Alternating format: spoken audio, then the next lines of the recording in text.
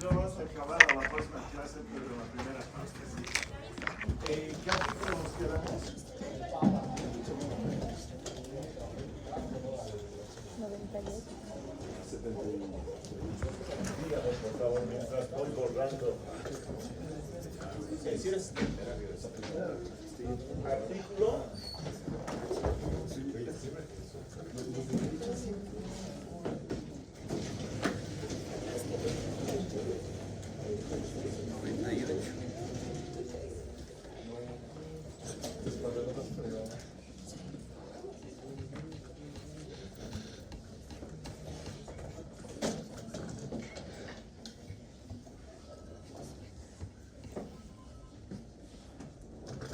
¿Artículo qué? 98.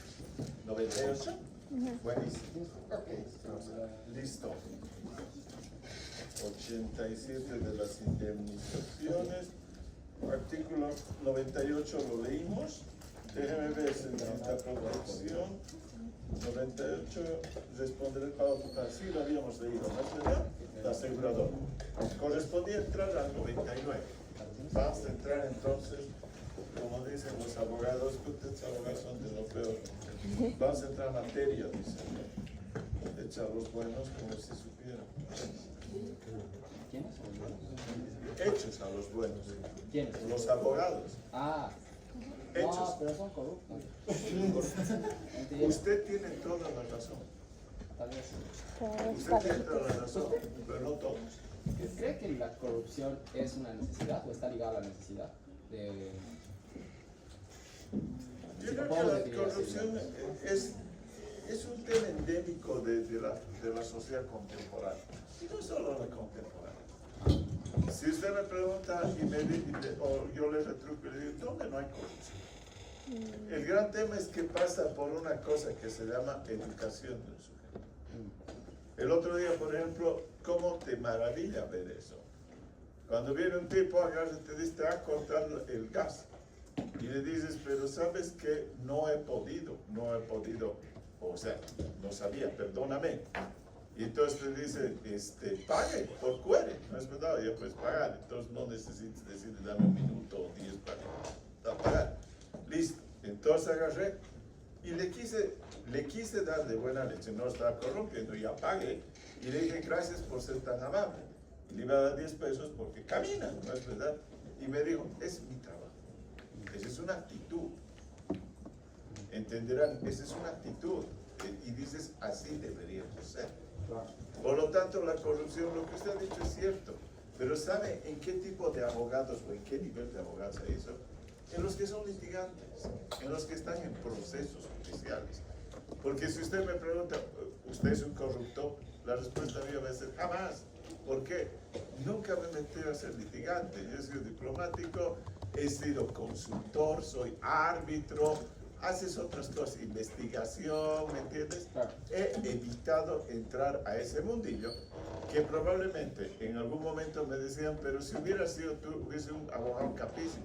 Sí, y siempre responde el abogado capísimo, probablemente no hubiera dormido tranquilo. ¿Qué te está diciendo eso? Entras a eso. ¿Por qué? Porque cuando ustedes van a divorciarse, por ejemplo, y ustedes escuchan, me voy a divorciar, quiero al mejor abogado para mi divorcio. ¿Quién es el mejor abogado?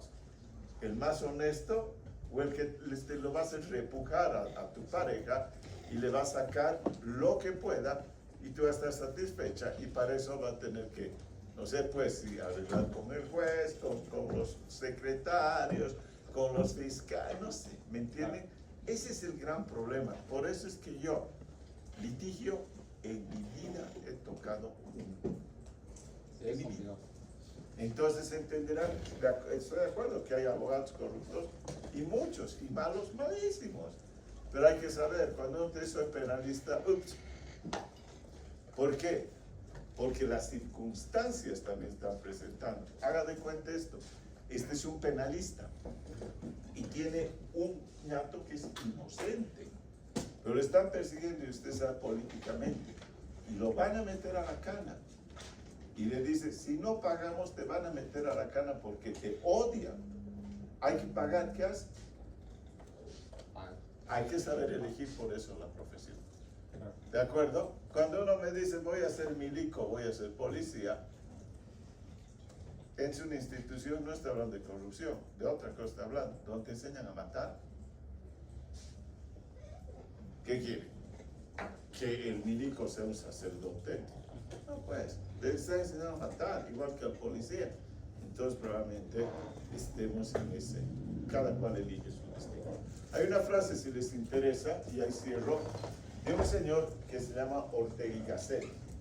Ortega y Gasset es un español, es un filósofo existencialista, y la frase que yo adoro de Ortega y Gasset es: yo soy yo y mis circunstancias. No sé si la han entendido. ¿Qué es el yo soy yo y mis circunstancias? ¿Qué he dicho? Yo soy yo y mis circunstancias. Señor Roña. Que uno se define solamente, o sea, que uno se comporta mediante lo que las circunstancias le dictan, ¿no? O sea, alguien no va a ser igual. Voy a poner un ejemplo un poco extraño. Uno no va a comportarse igual cuando tiene mucha plata que cuando le está faltando plata, él se tiene que apretar el cinturón, no se va a comportar igual. En pocas palabras, hoy puedo ser villano y el próximo día puedo ser héroe. Las circunstancias, o al revés, yo voy a ser héroe hoy día, pero mañana las circunstancias me pueden provocar que sea un villano. Yo soy yo y mis circunstancias, es absolutamente, por eso es existencialista el sujeto, ¿no? Es lo que me pasa. No puedo estereotiparme y decir yo soy virginal. Y por eso es que siempre les he comentado esto y les digo, no hay héroes ni villanos, es la circunstancia la que te va a volver héroe o villano. ¿De acuerdo? ¿Comentarios? Sí. ¿Listo? ¿Puedo decir un comentario? Sí. O sea, claro, justamente, digamos, claramente, digamos, se debe a las circunstancias, a las situaciones de cada persona, obviamente, de que decides hacer el bien o el mal. Pero, por ejemplo, hace unos meses atrás, no sé, pero salió un estudio diciendo que Bolivia era uno de los países más corruptos, ¿no?, del mundo. Y a mí lo que me sorprende, y lo intento ligar, digamos, con que estemos en esta situación, es sobre todo también con el área económica, ¿no? Porque justamente, como le decía hace rato, de que la corrupción está ligada más a una necesidad. Por ejemplo, tomamos el ejemplo de un policía, ¿no? Los policías sabemos muy bien de que no ganan muy bien. Tal vez los que tienen cargos superiores puede ser que ganen bien, pero los que son de abajo, de media para abajo, pues obviamente claramente no. Sí. Y muchas de estos policías o militares, etcétera, que ganan, son remunerados muy bajas, o sea, muy poquito, tienen familias que mantener, o sea, tienen esposas, hijos, algunos tienen hasta 5 hijos, y obviamente con un sueldo bajo, obviamente no le alcanza. Entonces justamente necesita robar, jalar, obviamente, ¿no? Porque la necesidad lo obliga a cometer esos actos, ¿no? Ahora, ¿está mal? Sí, Moral sabe muy bien el policía de que está mal, justamente su profesión es misma hacer el bien, o sea, dar orden en una sociedad, pero la misma necesidad en la situación en la que estamos, por ejemplo, tanto como policías, militares o gente que incluso hasta gana bien, no logra, digamos, a poder administrar bien sus recursos por justamente la necesidad o la crisis en la que estamos. Entonces, claramente, digamos, es una cadena, ¿no?, de problemas porque, ok, va mal la economía, va mal esto, va mal el otro, y ¿Cuál así, es el punto? obviamente, el punto es de que yo creo que, digamos, la corrupción misma, digamos, que vemos en nuestro país está más ligada, creo que a un acto que no tenemos opción, digamos, o sea, o al menos para la gente que no tiene dinero no es opción. Perdón, estoy en total desacuerdo. La corrupción de bot trading, por ejemplo, que están sindicando unos tipos que se han hecho millones de dólares con eso, Claro. ¿creen que no tienen opción? Siendo gerentes de yacimientos, del Ministerio de Hidrocarburos, la otra, del policía. Voy a ser policía, pero si sabes que vas a ganar 5.000 bolivianos, pero sí quiero ser policía, pues. Ahora, si voy a entrar y digo, me voy a aprovechar del cargo, ahí está tu circunstancia. Te estás volviendo un corrupto porque realmente se te da esa oportunidad. Porque sabemos que hay gente que entra a la policía para eso que le estoy diciendo, para ir a volcar a los narcotraficantes, extorsionar a otros tipos, etcétera, etcétera. Entonces, eso parte por una cosa que es lo que eres tú en la vida. Y tú no puedes ser porque hoy tengo hambre, me voy a volver corrupto y mañana que me sobra, ya no voy a ser corrupto. Creo que no dice muy bien de ti. Claro. eminentemente técnicos. Ahí lo dejaremos, entremos a clases. ¿Ok? Listo, hablemos del conflicto. Vamos a entrar a tocar el conflicto y les pido que me presten atención en esta última etapa que vamos a ver. Dice, artículo 99, derecho a la asociación. Se reconoce el derecho de asociación en sindicatos que podrán ser patronales, gremiales o profesionales, mixtos o industriales de empresas. Para actuar como tal, el sindicato deberá tener carácter de permanencia, haber legalizado su personería y constituirse con arreglo a las reglas legales. Primer elemento, ¿qué es el sindicato? Ya hemos adelantado y vamos a consolidar. Les dije que necesitábamos este capítulo para concluir con él. ¿Debe existir sindicatos? Teóricamente sí. ¿Por qué? No es obligatorio, no es necesario que haya dentro de una sociedad, en el sector laboral, tener sindicatos. Pero es bueno, ¿por qué? Porque protege los intereses de las clases, si ustedes quieren. Se ha manejado mucho con retórica esta palabra y a veces hasta te suena feo, de las clases más oprimidas o desposeídas de una sociedad. Probablemente sea cierto, es cierto. Pero también te reconocen al sindicato, y han visto, de los empresarios. Como hay una central obrera boliviana, hay una confederación de empresarios privados de Bolivia. Como hay una central obrera departamental, hay una Federación Departamental de Empresarios Privados de Bolivia en Santa Cruz, en Cochabamba y Paz. Por lo tanto, existe la libertad de asociación tanto de los empleados y obreros como de los empleadores. Primer gran elemento. ¿Te lo reconoce quién? Te lo reconoce la Ley General del Trabajo, pero particularmente te la reconoce la Constitución Política del Estado. La Constitución Política del Estado dice en su artículo 51, dice, todos los trabajadores tienen derecho a organizarse en sindicatos de acuerdo a la ley. El Estado respetará los principios sindicales de unidad, democracia sindical, pluralismo político, autosostenimiento, solidaridad e internacionalismo. O sea, te está marcando hasta con un grado ideológico. ¿Está bien?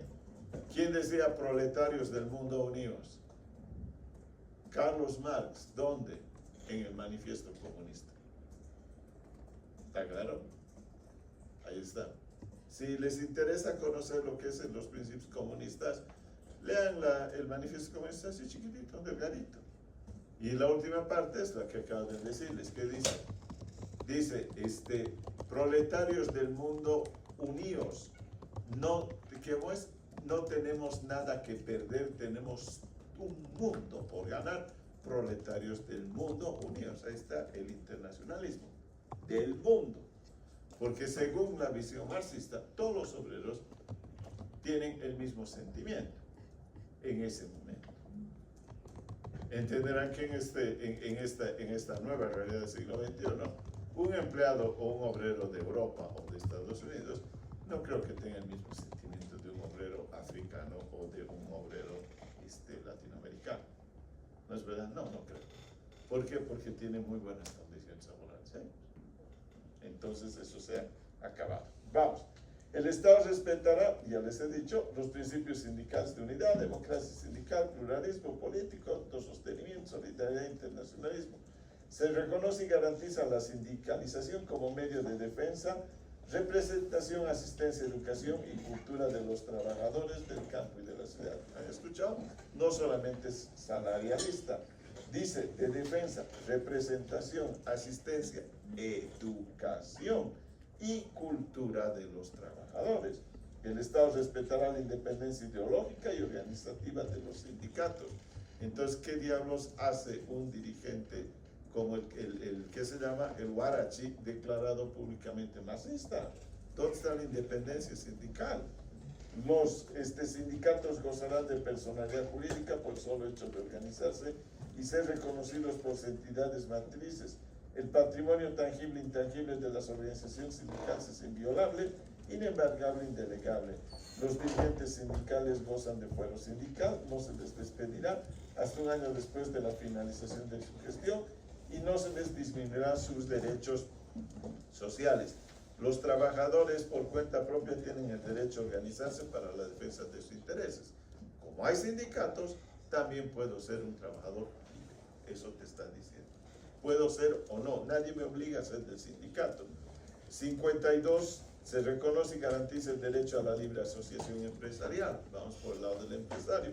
El Estado garantizará el reconocimiento de la personalidad jurídica de las asociaciones empresariales, así como las formas democráticas organizativas empresariales de acuerdo con sus propios estatutos. El Estado reconoce las instituciones de capacitación de los organismos empresariales. El patrimonio de los organismos empresariales, tangible e intangible, es inviolable e inembargable. Hagamos un comentario. ¿El sindicato es reconocido internacionalmente? Sí, señores. ¿La OIT lo reconoce? Sí, señores. Hay sindicatos de empresarios y hay sindicatos de empleados y obreros. ¿Es obligatorio tener? No. ¿Puede haber empleados libres? Sí. Y hemos visto que hay contratos individuales por esa razón. En ese sentido, no me interesa asociarme o tener un sindicato, una empresa. Lo mismo, les había comentado que Amazon, cuando le preguntaron si querían sindicalizarse, inicialmente dijeron que no, porque probablemente estaban muy satisfechos o tenían condiciones laborales que les eran más adecuadas o más convenientes que las que hubieran tenido como sindicato. Ahora bien, ¿por qué se respeta al sindicato? Y aquí viene el primer elemento. El sindicato tiene que tener independencia política. ¿Qué significa ello? No sé si ustedes han conocido de nombre a un señor que se llama Juan Echinoquendo. Sí. Probablemente es el hombre más histórico dentro de lo que es, que se llama la historia sindical boliviana. Pero Juan Echinoquendo no fue el único. Yo les voy a contar 4 tipos que fueron señores dirigentes, en este caso secretarios ejecutivos de la Central Obrera Boliviana. Juan Echinoquendo, Simón Reyes, Víctor López Salas. Después estuvo uno Salas y después estuvo otro López, ya no me acuerdo qué apellidaba. Y el último, que a veces comentan, es famoso porque le dicen que se llama Huracán Ramírez. Estos ñatos, todos los que les he nombrado, menos Juan Echinoquendo, eran miembros del Partido Comunista de Bolivia. Juan Echinoquendo era de otro partido, era del PRIM, Partido Revolucionario de la Izquierda Nacional. Era salido del MNR, si quieren del MNR hacia más de izquierda. Había el MNR de Víctor Paz, el MNR de izquierda de Hernán Siles Suazo, el PRIM de Juan Echinoquendo y un poco más a la derecha el PRA de otro presidente que fue Walter Guevara. Si ustedes se fijan, el MNR dio muchas raíces, dio muchos, si ustedes quieren, cuando se desgajaron muchas corrientes, porque esos tipos de verdad eran altamente formados política y académicamente. No he dicho universitario, académicamente. ¿Por qué? Porque Lechín no era universitario, no era profesional, pero la capacidad que tenía Lechín, la lectura que tenía Lechín, lo hacía un tipo respetable. ¿Por qué? Porque además este caballero salió de un colegio, sorpréndanse, en ese momento, el Instituto Americano de la Paz. El Instituto Americano de la Paz en ese momento, ¿saben qué era? Lo que hoy es el San Andrés. Los jailoncillos que se fueron a la zona sur, eran del Instituto Americano y llevaron a sus hijos y crearon el San Andrés. ¿Sí me está entendiendo? O sea, eran bilingües, eran tipos de un nivel de clase media alta. ¿No es verdad? Entonces, Lechín salió de ahí. Era un hombre del MNR, se agarraba de tú a tú con Víctor Paz, con Hernán Siles Suazo, de tú a tú, porque fueron compañeros de revolución. O sea, no los veía menos, no los veía para nada menos. Es más, era más altivo que ellos. ¿Y por qué les he contado esto? Porque él jamás se sometió al partido de gobierno de Turquía. No se sometió, porque él era un dirigente sindical. ¿Le iba bien? Sí, porque manejaba más de 30,000 mineros, sí. Probablemente el respaldo económico que tenía su sindicato le daba una espalda tan importante que no podía ser corrupto. ¿Me entienden? Que no podía ser corrupto. En cambio, si ustedes ven a los dos últimos señores que han pasado por la Central Obrera Boliviana, para mí los dos tipos realmente no tienen mi respeto. Uno de ellos se llamaba Montes, dijo yo no soy militante del MAS, nunca he sido, y en las siguientes elecciones se volvió senador del MAS. ¿Nos mintió? ¿O en el camino se convirtió? No lo sé. Y otro, Guarachi, ¿lo han visto? Guarachi le sobaba el hombro a Evo Morales, le ha sobado el hombro a Janine Áñez y le ha sobrado el hombro a este señor Arce Catacora. Por lo tanto, se dan cuenta cómo han desvirtuado el movimiento sindical boliviano cuando, les voy a contar esta más, cuando en 1979 yo estaba, obviamente estaba en colegio, no es verdad, hubo un golpe de estado de Natush Bush y en ese momento Lechín Oquendo dijo, paro general indefinido. ¿Saben qué pasó en esta ciudad?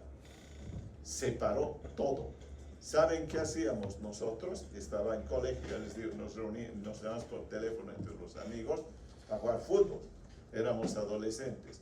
Y era un partido de fútbol entre los llamados arribeños y los abajeños.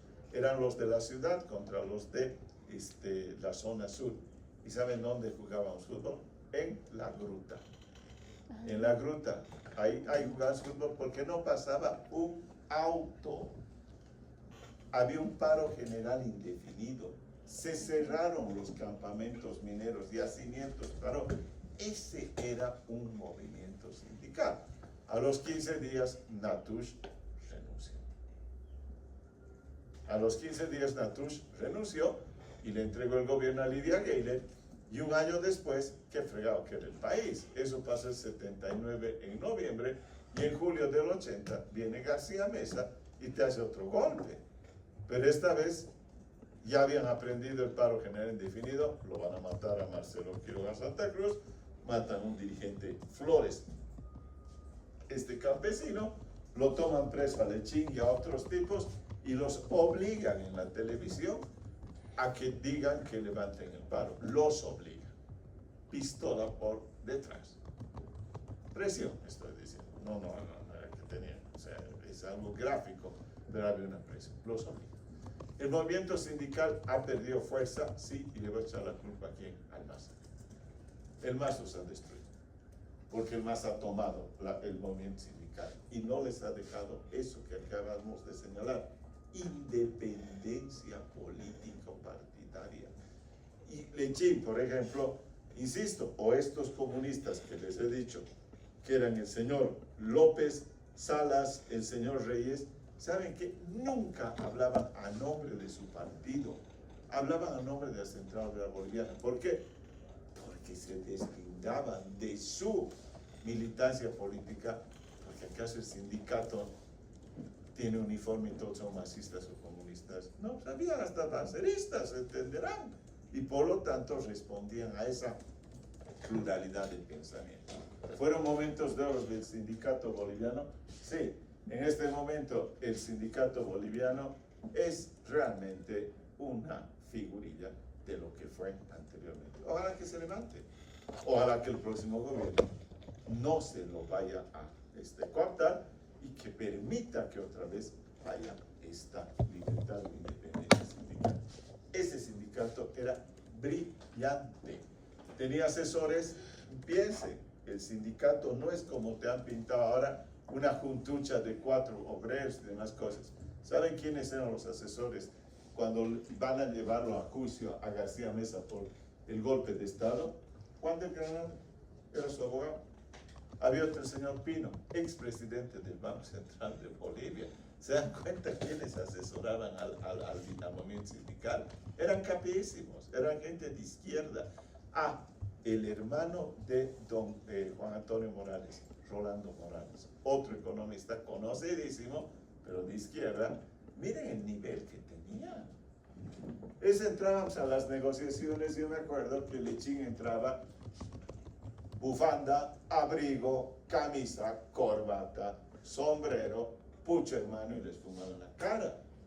Era un dirigente sindical, no era un arrastrado que sí, papito, no está bien, no, eran dirigentes sindicales. Espero, ahí sí que es el sindicato. ahí sí crece en el sindicato. Es gente que realmente valía la pena. Soy un optimista. Creo que el movimiento obrero boliviano puede llegar a tener la misma clase de dirigentes sindicales. ¿Está claro? ¿Está claro? Eso era el sindicalismo en Bolivia. Por eso es que lo respetabas. Vamos adelante. ¿Algún comentario? Hemos empezado a hablar de el sindicalismo. Artículo 99, artículo 100. Finalidad de los sindicatos. La finalidad esencial del sindicato es la defensa de los intereses colectivos que representa. Los de trabajadores particularmente tendrán facultades para celebrar con los patronos contratos colectivos, hacer valer los derechos emergentes, representar a sus miembros en el ejercicio de derechos emanados de contratos individuales, cuando los interesados lo requieran expresamente, representar a sus miembros en los conflictos colectivos y en las instancias de conciliación y arbitraje, crear, escuchen, escuelas profesionales e industriales, bibliotecas populares, organizar cooperativas de producción y consumo, exceptuando la elaboración de artículos similares a los que fabrica la empresa o industria en que trabaja. Ahí está. El sindicato es mucho más de lo que hemos visto. ¿Qué es lo que hablaba el señor Huarachi? Nos han subido el 5% del sueldo. ¿Y qué más? ¿Y alguna vez has pedido que te capaciten a tu gente? ¿Alguna vez has pedido que el Estado les dé a través de sus instituciones, los forme? Cero, cero, cero, cero. Cortoplacistas y totalmente alineados con el gobierno. Artículo 101. Dirección, deliberación y fiscalización de los sindicatos. Los sindicatos se dirigirán por un comité responsable cuyos miembros serán bolivianos de nacimiento. Los inspectores de trabajo concurrirán a sus deliberaciones y fiscalizarán sus actividades. ¿Qué dice el artículo 51 de la Constitución Política del Estado? El Estado respetará la independencia ideológica y organizativa de los sindicatos. Los sindicatos gozarán de personalidad jurídica por el solo hecho de organizarse y ser reconocidos por sus entidades matrices. ¿Qué dice? Independencia ideológica. ¿Quién hizo esta constitución? El MAS. ¿Quién los ha prostituido? El MAS. Ahí está, clarísimo. Clarísimo. Lamentablemente, el sindicato es eso, es mucha cosa. En ese sentido, vamos adelante con el sindicato. Entenderán que el sindicato tiene que ser respetado por sus bases. El sindicato tiene que ser respetado por sus bases. Artículo 102. Las relaciones entre el poder público, es decir, ministerios, y los trabajadores, se harán por las federaciones departamentales de sindicatos o integradas en confederaciones nacionales. Aquí, primer elemento, hemos dicho, la más grande, Central Obrera Boliviana. Después, centrales obreras departamentales, centrales obreras regionales, el Alto podría ser una regional, y centrales obreras provinciales. Esa es la estructura del sindicato. Y obviamente hay sindicatos de trabajadores de industria, trabajadores en la construcción, trabajadores de no sé qué cosa, etcétera, etcétera. Pero a nivel departamental, la Central Obrera Departamental, a nivel regional, la Central Obrera Regional, y a nivel nacional, por eso es la confederación de todos los sindicatos, la Central Obrera Boliviana. ¿Deberíamos respetarla? Sí, deberíamos respetarla. Un elemento más. Se supone que en los estatutos de la Central Obrera Boliviana, el secretario ejecutivo de la Central Obrera Boliviana siempre debe ser un minero. Siempre debe ser un minero. ¿Por qué? Se les estoy contando la parte histórica. Eran mis momentos de ser un dirigente estudiantil de izquierda en la universidad. La tesis de Pulacayo, en 1946, en Pulacayo, es un centro minero, los del Partido Obrero Revolucionario, los trotskistas, imponen la tesis que va a ser aprobada por la Central Obrera Boliviana. Y en ese sentido entenderán que para los marxistas, la vanguardia de las clases oprimidas son los obreros. ¿Por qué? porque los obreros tienen conciencia de clase. Dicen que los campesinos son los pequeños burgueses que nunca han adoptado una conciencia de clase. ¿Por qué? Porque al ser pequeños burgueses y tener una propiedad, son los traidores al momento. Por eso es que los marxistas, de verdad, no los ven con mucha simpatía los campesinos. No los ven. Pero en cambio en América Latina ya lo han hecho a su estilacho, porque Mao Zedong, por ejemplo, hizo una revolución campesina. No habían obreros, eran campesinos. Los coreanos del norte han hecho una revolución campesina. Los vietnamitas, revolución campesina. ¿Qué han hecho, en cambio, las revoluciones cubanas aquí? También campesina, agroindustrial. Pero no esa vanguardia. Voy a cerrar con esto. ¿Debería seguir siendo un dirigente en Bolivia minero y no un campesino? Sí. Pero ¿por qué si la gran mayoría ya no son obreros y no son campesinos? Cállense de espaldas. Adivinen cuáles son los dos países, los dos departamentos que exportan más para Bolivia. Santa Cruz. ¿Cuáles son? Potosí y Oruro, porque siguen siendo mineros. Por lo tanto, el movimiento obrero tiene que ser manejado por los mineros. Pero los mineros asalariados, no los cooperativistas depredadores. Los mineros asalariados, los que son de la Comibol, los que son, en este caso, ahí está, sindicalizados. Así que la próxima vez cuando les digan el modelo cruceño, este país se sigue alimentando de la mina. No sé hasta cuándo, pero hasta hoy día todavía. ¿Y quién? Potosí. Noru, Potosí. Santa Cruz, tercio. Y nos hacen creer, ¿no? Los cruceños, su modelo.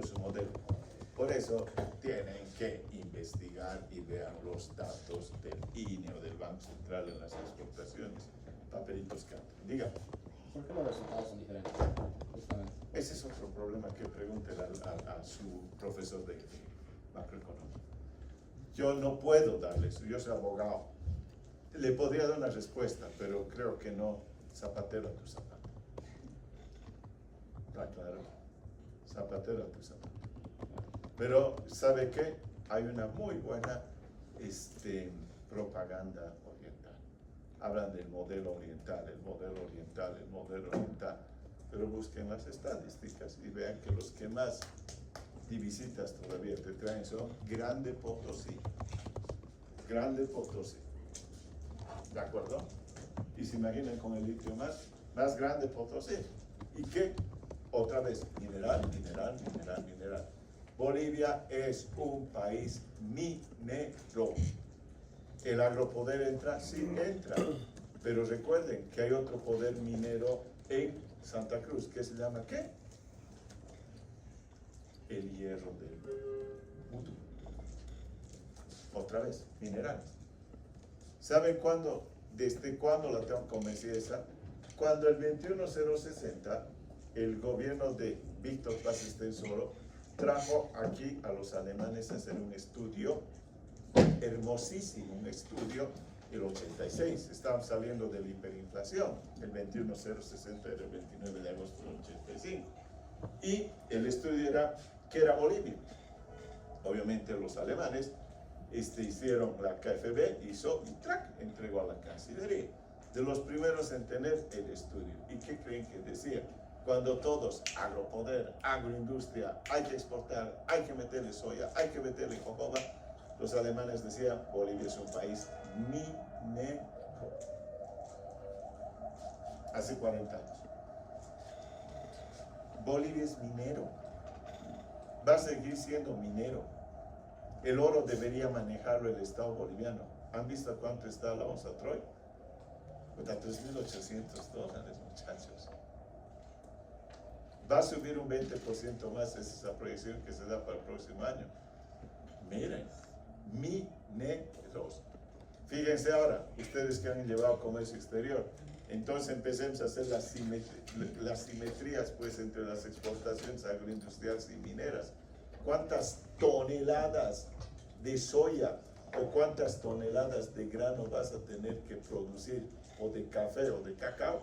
Y eso que el café está en las nubes a precio internacional en este momento, para empatar con una onza o una onza de oro.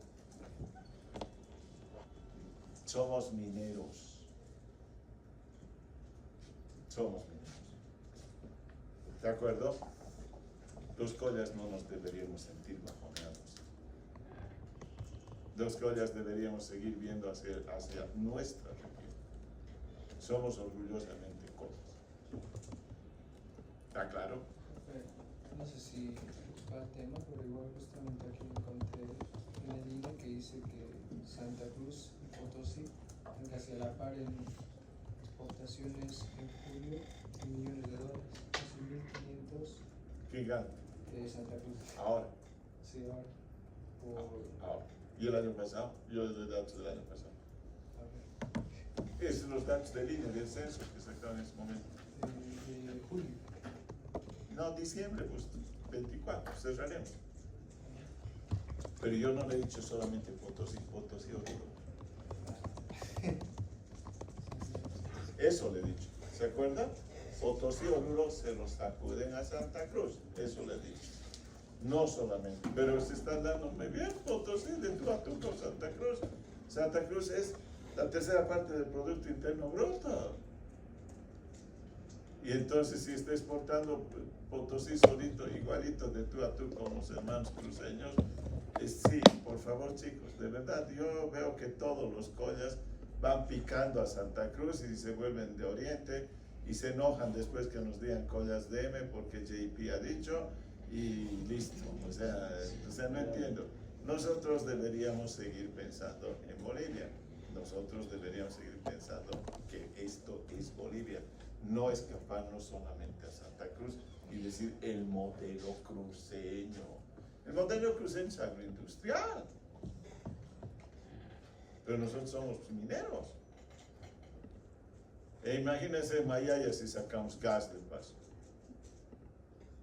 ¿Y acaso La Paz no tiene minas? Que no, deberíamos, federalismo sí, algún día vamos a hablar de eso.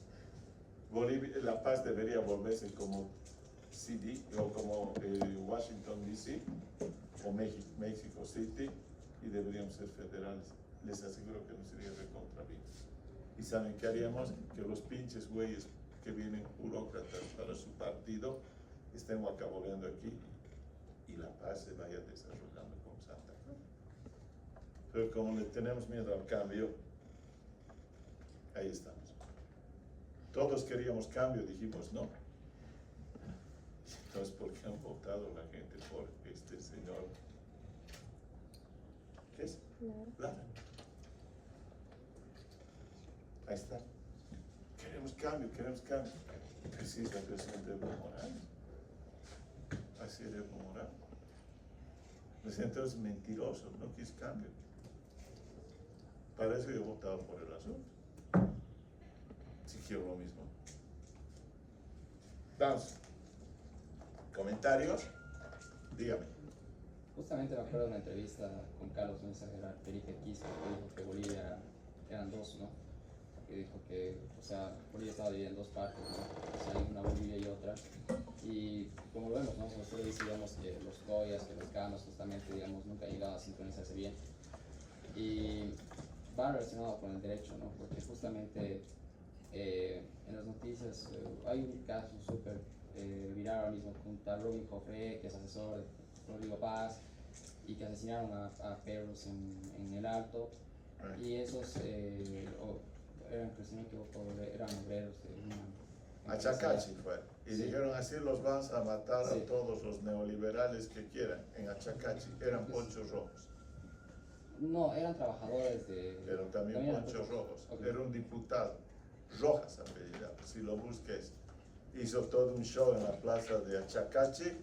Así los colgaron los pelos y pum, pum, así los vamos a matar a los neoliberales separatistas, bla, bla, bla. Y la gente alguna gente aplaudió y dijo, ah, sí, macho, no, Claro. Pero justamente, digamos, estas personas decidieron ser juzgadas por la vía comunitaria, la justicia comunitaria. Y eso quiere hacer una pregunta, ¿por qué hay dos tipos de justicia en Bolivia? ¿Por qué la justicia ordinaria y la justicia Pero comunitaria? no me he entendido, ya observamos descentralización. O sea, pero... Pero observamos, pues. Claro, pero justamente, digamos, Ya he hecho ese comentario, ¿no se acuerda de la ley de deslinde jurisdiccional, la ley del 2010? Pero es que como estaba directamente en otro país, o sea, justamente no lo he escuchado, pero...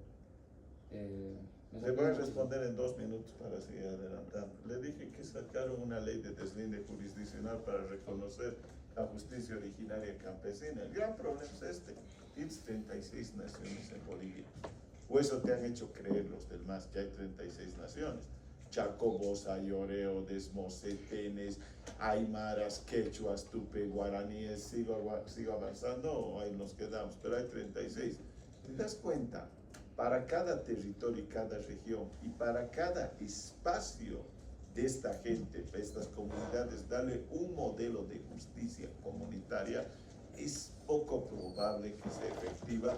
Y la otra, es toda una labor titánica, porque realmente nosotros, realmente los bolivianos estamos en condiciones de llegar a entender las particularidades de cada uno de estos grupos sociales. Termino, incluso algunos que solamente son 50 familias. Para 50 familias vas a hacer una jurisdicción. Jurisdicción quiere decir la capacidad de administrar derechos dentro del territorio. Dama. Pero esto de la descentralización y de que los pueblos originarios tienen derecho a hacer justicia comunitaria, ¿siempre ha sido así? ¿O qué hacían antes de que se escriba esto en la Constitución, en la nueva Constitución? Generalmente era la justicia central. Entonces, La justicia urbana, si usted quiere. pues, ¿qué pasaba si había, no sé, por ejemplo, en las comunidades usan como, por ejemplo, un ladrón, lo pueden quemar, lo pueden hacer lo que sea? Pero ¿Cómo es- lidiaban con eso antes? Antes se lo llevaban a la cárcel, no lo linchaban. Pero a partir de que se da esta, si ustedes quieren, esta piedra libre que da el MAS, los empiezan a interpretarlo. Y por eso les decía en esa clase, que les decía, ¿qué haces tú cuando lo detienes un tipo que tiene una garrafa de gas? Lo agarra a patadas y le dices que te devuelva tu garrafa de gas. ¿Qué hacen si lo detienen ese tipo? Ahí está, en Achacachi. Lo van a matar, lo van a quemar. Sí, sí. O sea, se dan cuenta la diferencia de percepciones dentro de lo que sería la administración de justicia originario campesino o la administración de justicia urbana. Si ustedes se fijan, nosotros solamente como urbanos vemos que sería una exageración que hagan eso por una garrafa de gas. Entonces, ¿qué harían por un asesinato? ¿Qué van a hacer? ¿Lo van a linchar 80 veces? ¿Qué van a hacer? O sea, lo mismo van a hacer.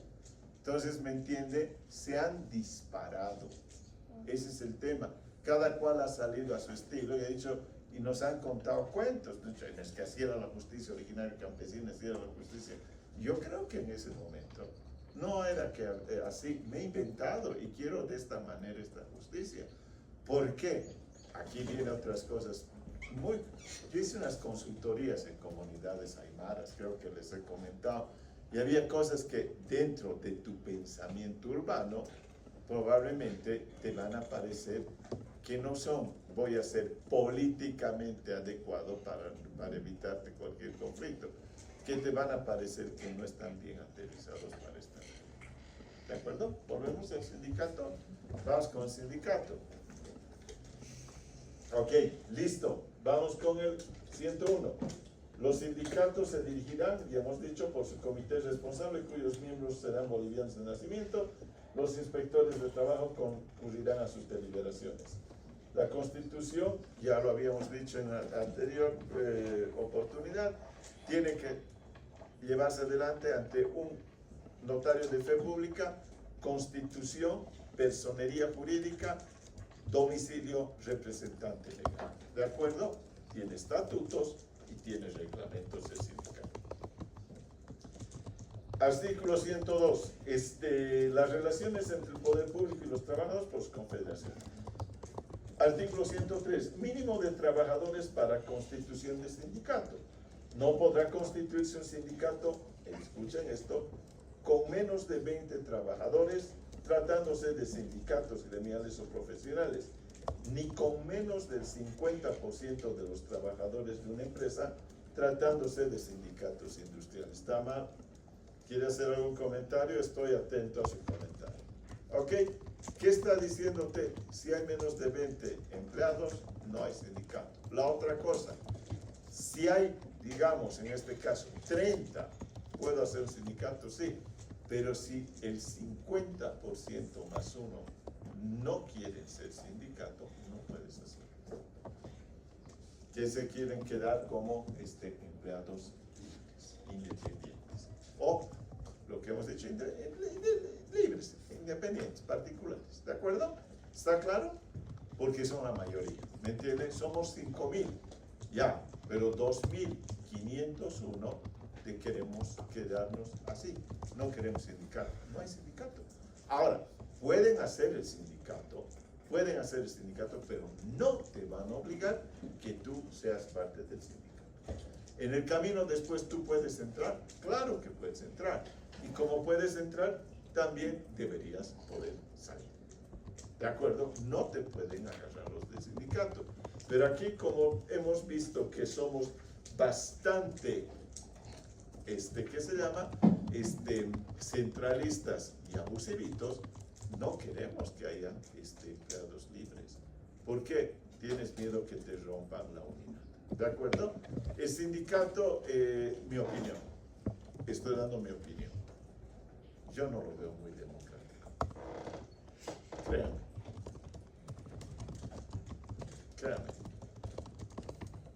Solamente un ejemplo. El sindicato de trabajadores cocaleros en el Champare, ¿creen que es democrático? Ahí está un ejemplo. No los veo. Los dirigentes a veces los aprietan y los están coartando. ¿Listo? Vamos adelante, bla, bla, bla, del orden público, ya no vamos a ver eso. Tan, tan, tan, tan, tan, tan, tan.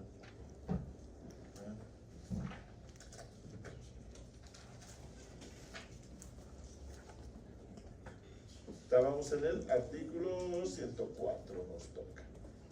¿Listo? 103 será ese. 103 mínimo 20 o 50%. Este es un artículo muy interesante. Presten atención. Artículo 104 dice: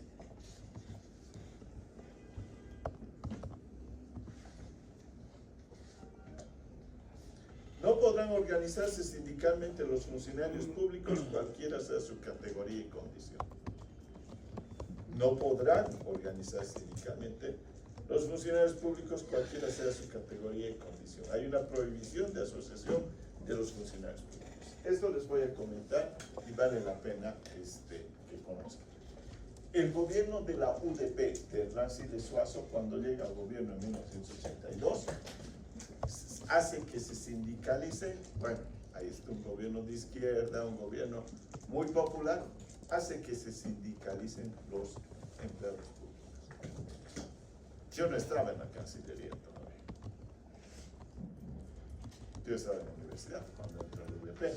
En ese sentido, ¿qué es lo que me contaron la gente mayor que estaba en la Cancillería? Fue un error histórico de Hernán Siles Suazo, y en este caso, yo lo respeto mucho a Hernán Siles Suazo, pero fue un acto de demagogia. ¿Por qué? Él mismo se metió en el caballo de Troya.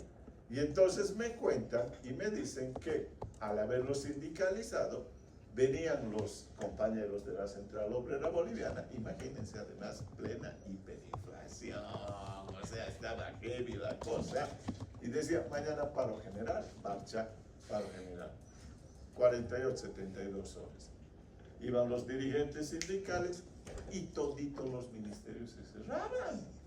O sea, si son los que van a contrarrestar y te dan un ambiente de normalidad cuando hay un paro de la Central Obrera. ¿No han visto que sacan fotos el Canal 7 y están trabajando normalmente en educación, en salud, aquí en la Cancillería? Y en cambio, en ese momento iban compañeritos mañana arrancamos a tal hora, nos vemos en tal lugar y adivinen quiénes eran los que iban adelante, los diplomáticos.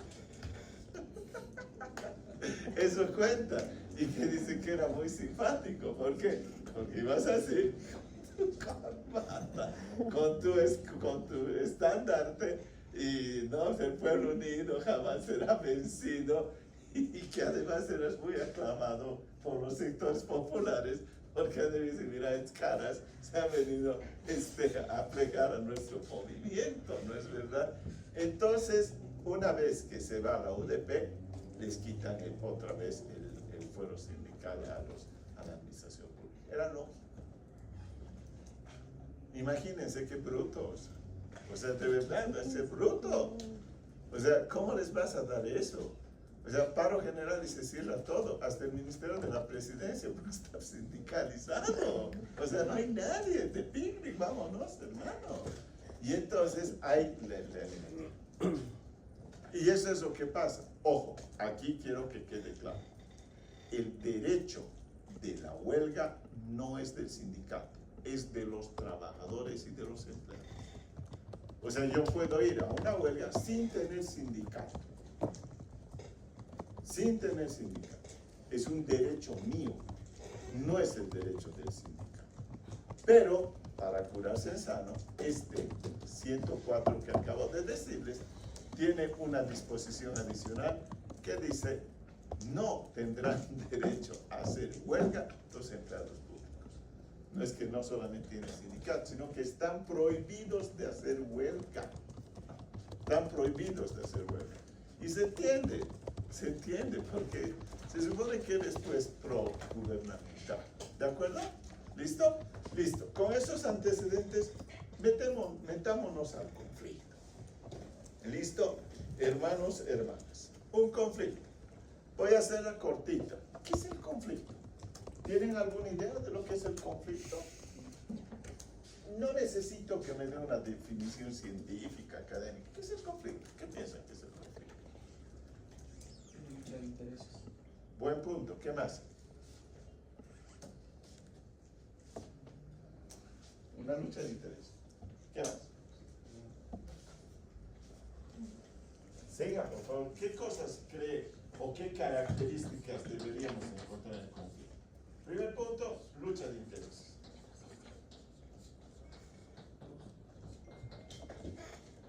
¿Qué más debería haber dentro del conflicto? ¿Negociación? Futura negociación.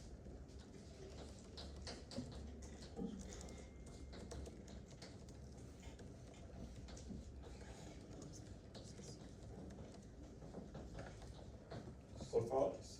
O sea, primeramente tiene que haber una disputa entre dos o varias partes. Pues no es la lucha de intereses. Claro, pero justamente ya no tienen que ser entre las partes, ¿no? O sea, tienen que haber algunas partes tan confrontadas justamente por una lucha de intereses. Le hace, pero a veces no hay que ser rebeldes sin causa. ¿Algún elemento más? Desacuerdo. ¿Qué? Ciérreme la jugada. Les estoy adelantando. La próxima clase la van a dar los compañeros que no han dado examen, la van a dar oral. Les estoy avisando. ¿Desacuerdo de qué? Ciérreme la idea. ¿Desacuerdo de qué?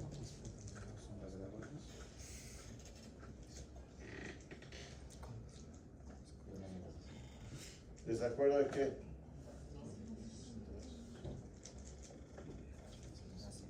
¿Desacuerdo de interés? ¿Desacuerdo de...?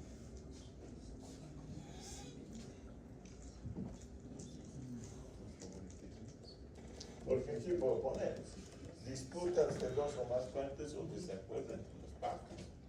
Y ahí les entró.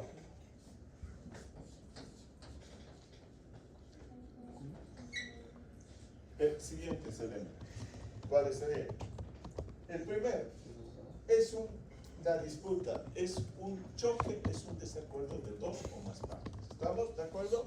Listo. El segundo, sobre un objeto de tema. ¿Está claro? Sobre un objeto determinado. Objeto determinado. Esta es la parte objetiva del conflicto. Y que las dos partes sienten que te genera conflicto, o por lo menos una de las partes. Esa es la parte subjetiva. Sentir el conflicto te está afectando. ¿Listo? Listo. Y esta la voy a cambiar, no futura negociación. El conflicto es el momento donde hemos llegado, en este caso, al tope, al punto donde de inflexión. Aquí no hay negociación. Hemos llegado en este caso, si quieren, al cenit del conflicto. Por eso es que tenemos que resolver. Por lo tanto, en este momento no hay salida. No hay salida. Por eso vamos a ir a resolverlo. ¿De acuerdo? Y pueden ser dos o más partes. Creo que con ustedes había adelantado un poco ello y les decía que se supone que el conflicto, dentro de las teorías contemporáneas, vamos a llevarlas en derecho y empresa al final. ¿De acuerdo? Por eso les estoy diciendo, cuando estemos en solución de conflictos, voy a profundizar más esto. No quiero adelantar mucho, pero les decía que había 4 tipos de conflictos. Un conflicto intrapersonal, un conflicto intergrupal, intragrupal y interpersonal. ¿De acuerdo? Eso lo habíamos adelantado. Por lo tanto, esto sí, se tiene que caer sobre un objeto determinado. Conflicto, salario, conflicto, no sé, que lo que ustedes quieran, aguinaldo, lo que sea, hay un conflicto. Entendemos que hay conflicto. Las dos partes, una de las dos partes, ve que hay un conflicto. Porque si las dos partes no sienten que hay conflicto, no hay conflicto.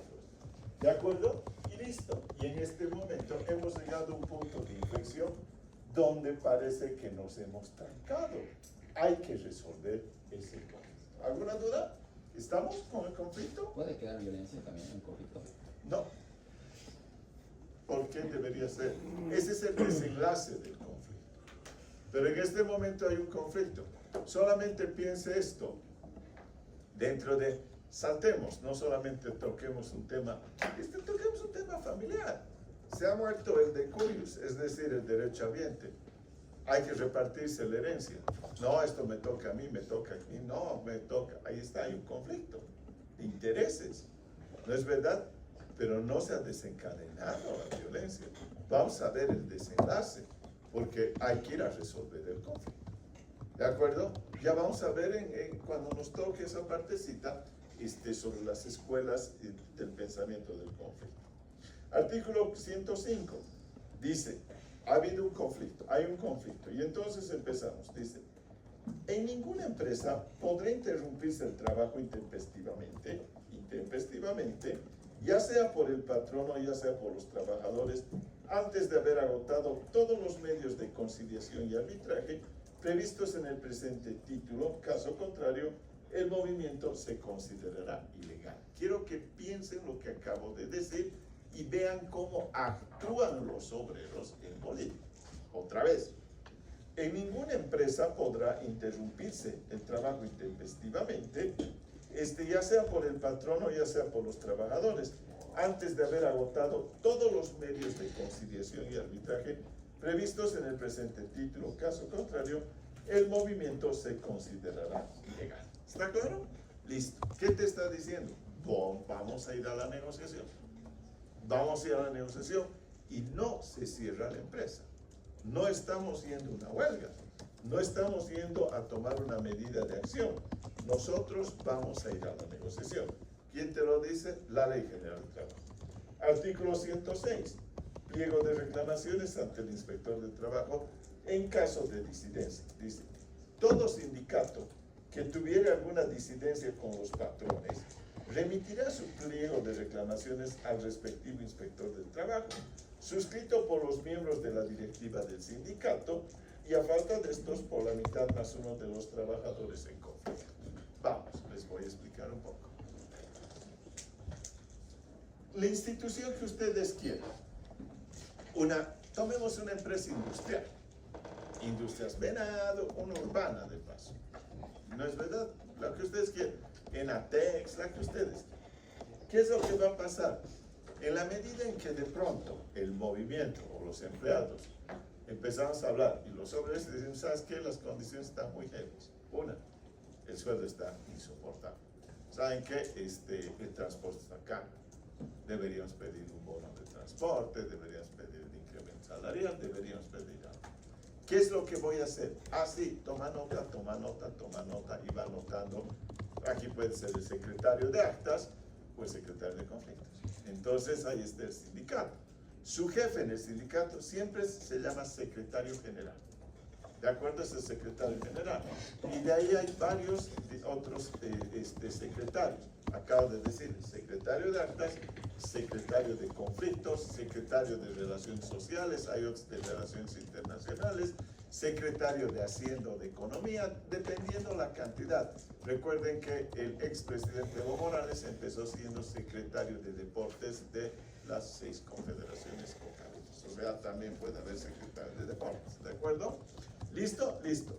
¿Qué es lo que vamos a hacer? Nos hemos reunido. Sí, compañeros, nos hemos reunido. Para empezar, los obreros nunca hablan de hermanos, ¿no?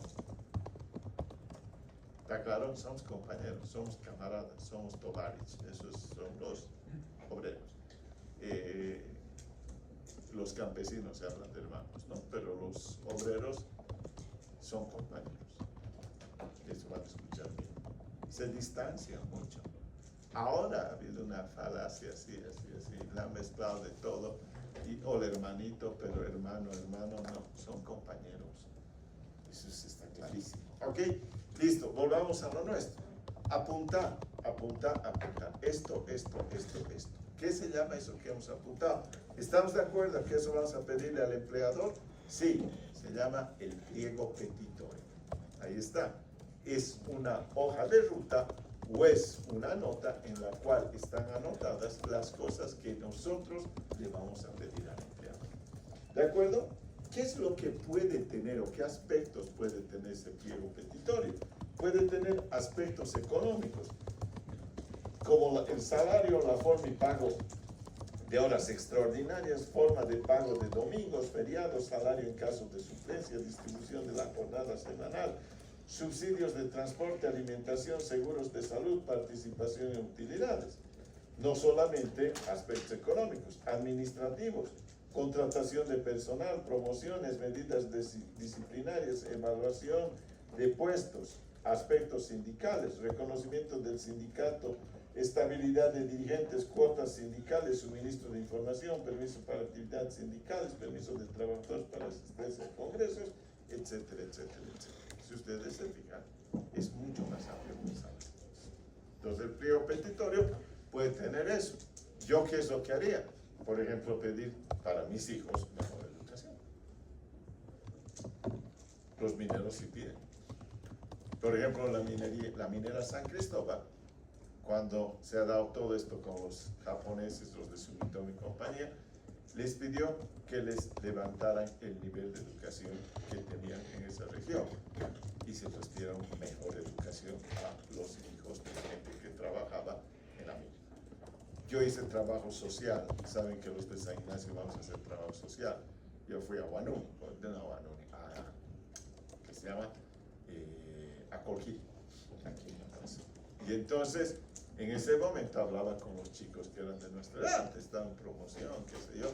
Hablábamos y ellos contaban que muchas veces sus padres, dirigentes sindicales, habían pedido que les dieran la misma educación o les dieran buenos colegios para que los hijos de los ingenieros o de los técnicos estudiaran en Colquiri, y eso hacía que levanten el nivel también de los hijos de los mineros que entraban a los colegios de Colquiri, ¿me entienden? Eso es lo que tienes que hacer.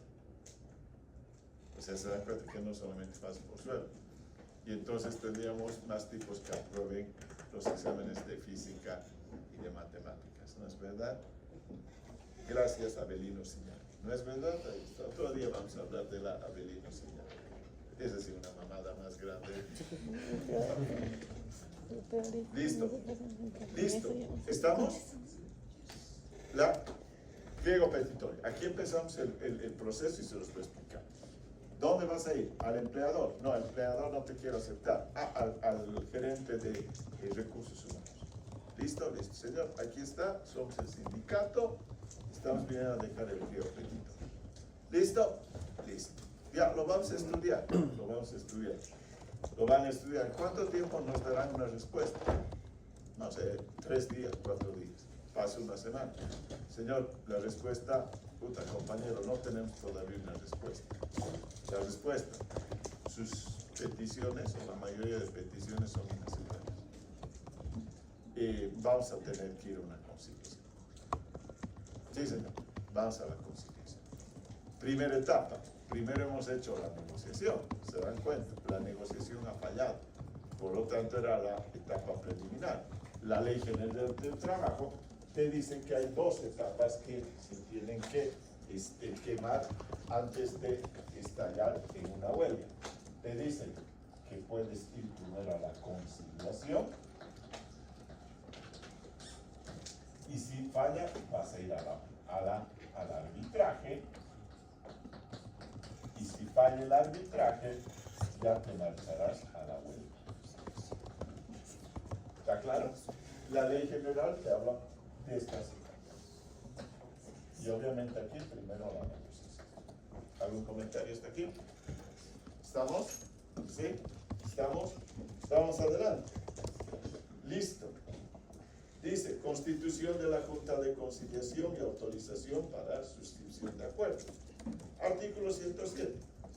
Dentro de las 24 horas de recibido, por favor presten atención, dentro de las 24 horas de recibido el pliego de reclamaciones o el pliego petitorio, el inspector le hará conocer mediante un empleado de su dependencia o de la Policía de Seguridad al patrono o patronos interesados.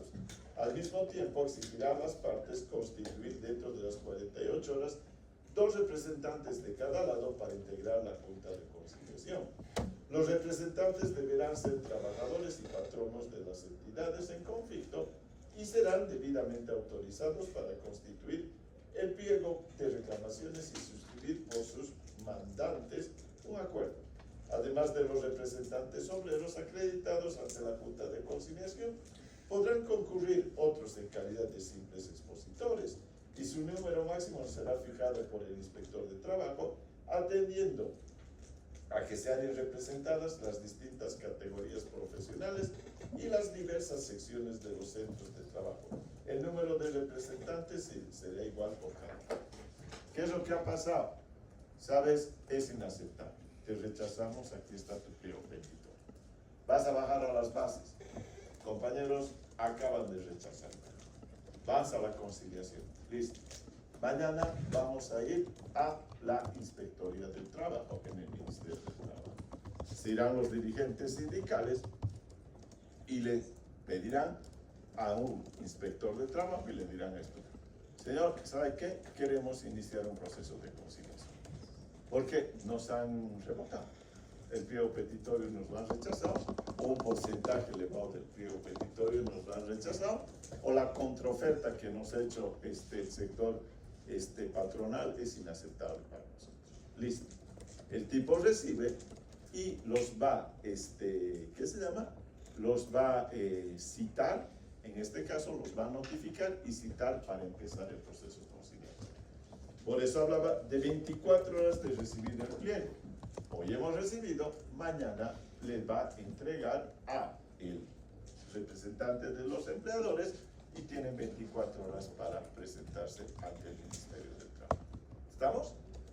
¿Estamos? ¿Sí? ¿Estamos? Comentario, dice, exigirá a las partes. Ahora bien, muy bien. Señores, ¿qué les va a decir? Como el momento que han venido los del sindicato, les va a decir, ¿saben qué? Para la conciliación, 2 representantes de ustedes. 2. Y 2, cuando le notifiquen al empleador, 2 de ustedes, empleadores. Y el que va a dirimir es el representante del Ministerio del Trabajo. Si es una institución heavy, puede llegar a ser el director general del trabajo. ¿De acuerdo? Un cargo bien alto. Si ustedes se fijan, está probablemente mal hablado que es conciliación o arbitraje. ¿Por qué? Porque no es una autoridad judicial, es una autoridad administrativa. Pero ya lo conocemos así. Acá es una autoridad administrativa, es un compañero del partido. Es el tipo que va a resolver. Es el compañero del partido que ha tenido muñequita y ahí está puesto de director general. Siempre voy a sostener esto de la muñequita en tanto en cuanto no haya carrera en el servicio público. No es verdad, sino cómo llegaste. Bueno, sigamos adelante. ¿Ok? Listo. Ahora bien, el día de la conciliación se van a reunir 2 aquí, del sector laboral, y 2 del sector patronal, y va a aparecer el director del Ministerio del Trabajo, director general del Trabajo, y dice que van a poder entrar otros dirigentes, otros representantes del sector de empleados y obreros de cada una de las escalas o de los niveles o estamentos que tiene la empresa. Les vas a escuchar, ellos solamente van a manifestar sus puntos de vista. No tienen voto, tienen voz. Entonces van a decirte lo que quieran, saqueadores, intolerantes, lo que quieran. Y después de haberlos escuchado, les dirás, ok, listo, por favor, pueden salir, vamos a empezar la conciliación. ¿Está claro? ¿Por qué han hecho eso? Hay una intencionalidad, muy democrático. Todos vamos a escuchar lo que tengan que decirnos, su verdad, cada uno de los estamentos de esa empresa. ¿Listo? ¿Listo? Listo. Vamos adelante. Artículo 108. Lo que les hablaba el otro rato del sindicato. Las partes podrán asesorarse de abogados y de peritos, así como presentar todas las pruebas legales. Por lo tanto, puedo ir no solamente con abogado, puedo ir con un economista, puedo ir con un auditor, puedo ir con el profesional que yo vea conveniente. ¿Qué te parece si estoy demandando por mejores condiciones sanitarias o de seguridad? O trabajo social, puedo llevarme a un trabajador social. ¿Me entienden? No están prohibidos de hacer. ¿De acuerdo? Vamos adelante. Artículo 109. Este es el 108. Plazo y reunión de la Junta de Conciliación. Listo. La Junta de Conciliación se reunirá dentro de las 72 horas de recibir el pliego de reclamación. Aquí quiero que tomen atención de una cosilla que vale la pena que vamos a ir contando. Miren cuántos días debe pasar hasta que estalle una huelga. Hemos dicho que en la conciliación 72 horas desde el momento de la que se llama notificación. Por lo tanto han pasado 3 días. ¿No es verdad? ¿Estoy equivocado? ¿3 días? 3 días, ¿no es verdad? Y empieza la conciliación. En ese sentido, ¿qué dice? Otra vez el 110. La Junta de Conciliación se reunirá dentro de las 72 horas de recibido el pliego de reclamaciones.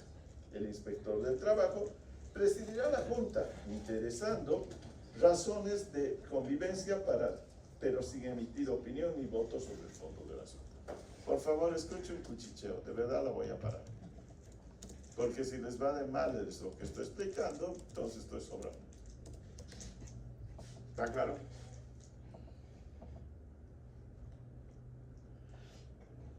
Si se ha hablado, creo que saben mejor que yo en este caso, o ya lo saben, entonces, bueno. Ok. 72 horas. ¿Qué es lo que va a hacer el conciliador? El del Ministerio del Trabajo. Lo único que hace es escuchar. No toma parte. Va a escuchar, se dé la palabra, usted puede responderle, haga réplica, dúplica, eso es lo que va a hacer.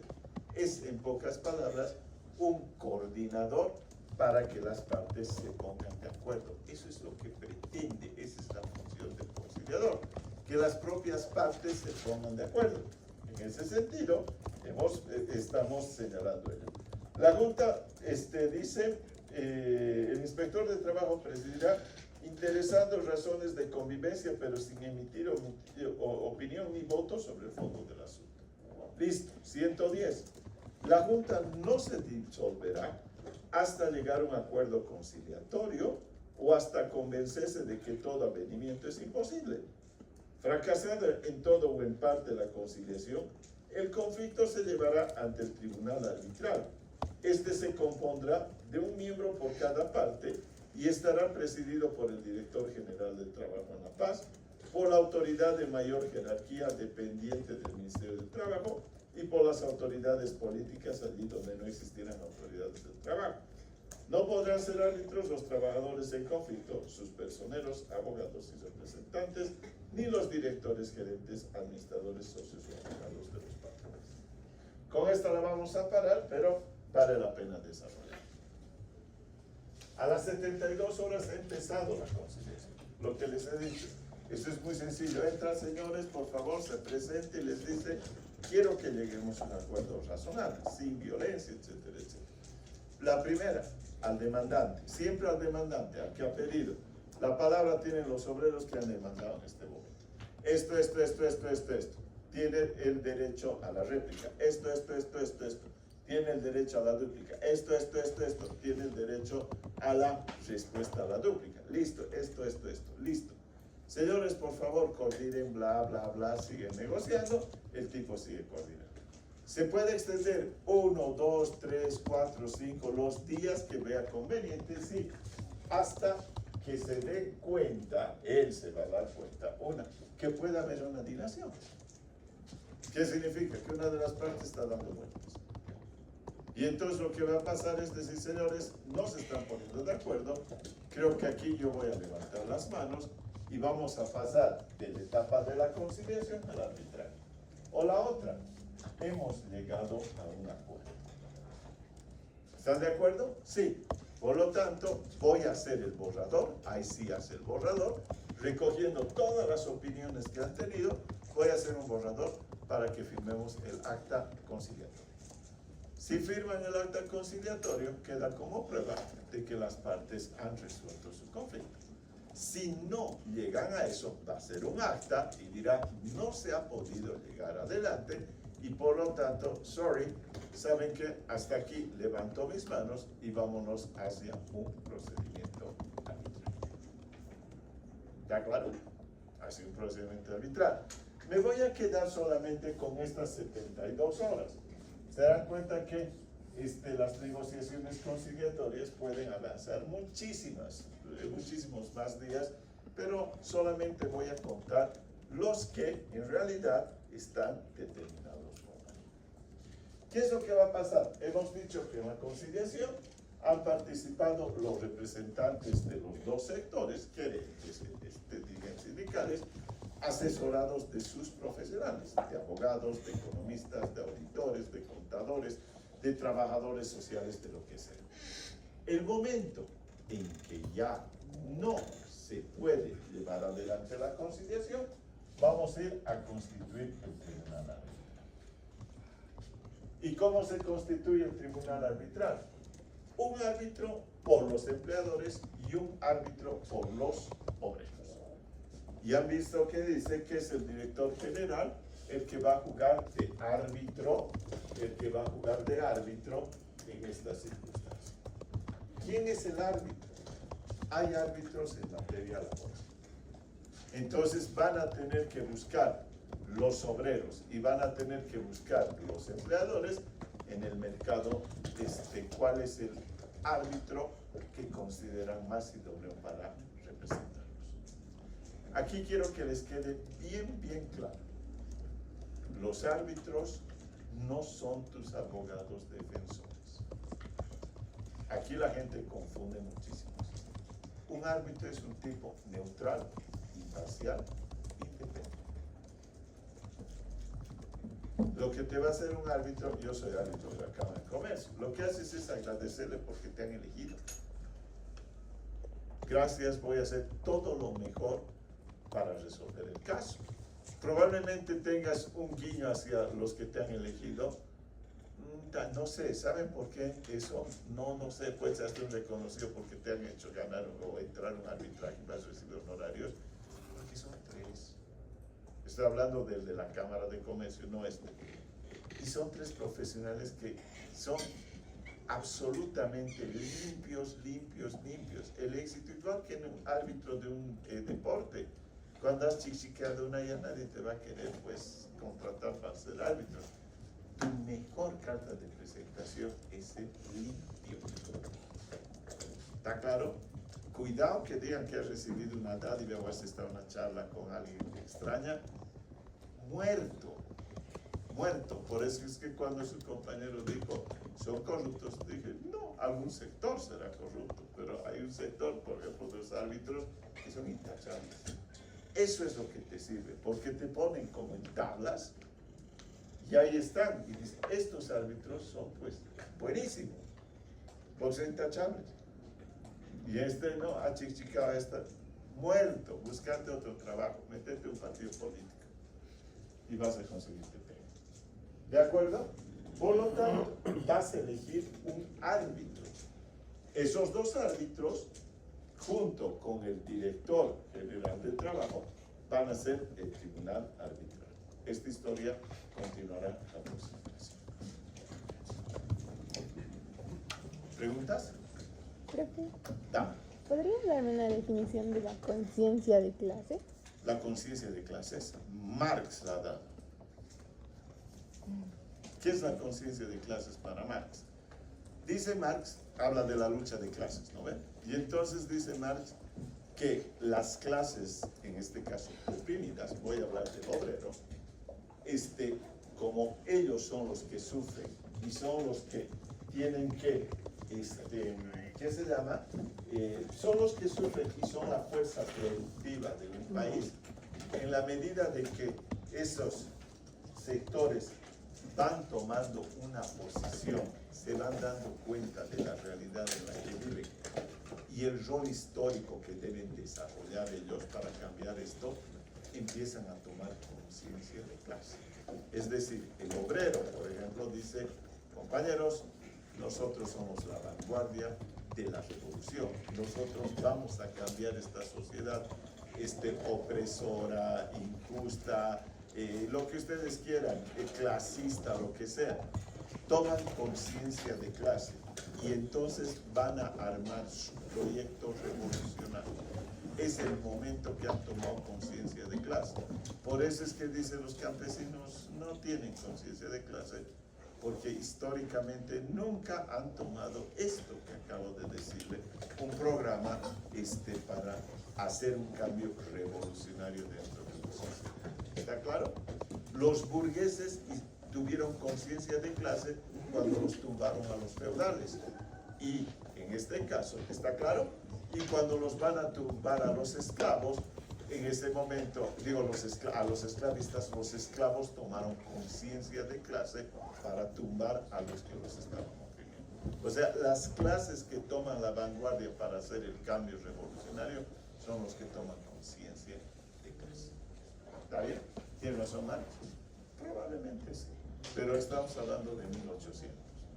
En este momento, a un obrero, ya pues, conciencia de clases cuando en Europa tienen vacaciones, 2 casas, autos, ya no, ya, yo creo que ya pasó. Ya